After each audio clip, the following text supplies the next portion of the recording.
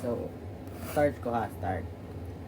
Out of nowhere, nag-chat siya. Sabi niya, "Good evening, nakatulog na ba daw ako? If hindi pa daw, may chika daw siya." Tas ha ha ha ha. Tas nag-reply ako, "Ha ha ha ha, drop the chika." Sabi niya. So, story niya yung what happened today. Earlier.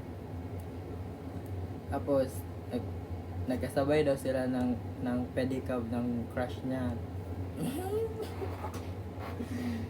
Tapos, nalaman niya na same birth month pala sila. And, nalaman niya rin na malapit lang bahay ng crush niya sa kanila. Boom!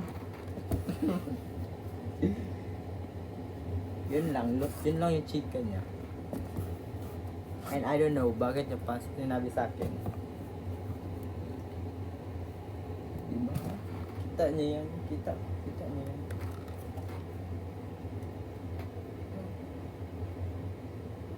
Okay, you can't read it.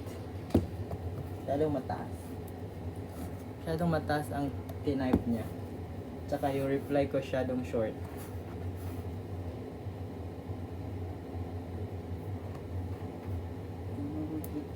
Ay, by the way guys, baka pinapainggit. Yeah, probably. I'm making our assignment. Ba't ako nag-lagman ba? Yun talaga yung purpose niya ng pag-message. I actually don't care. Okay lang yun.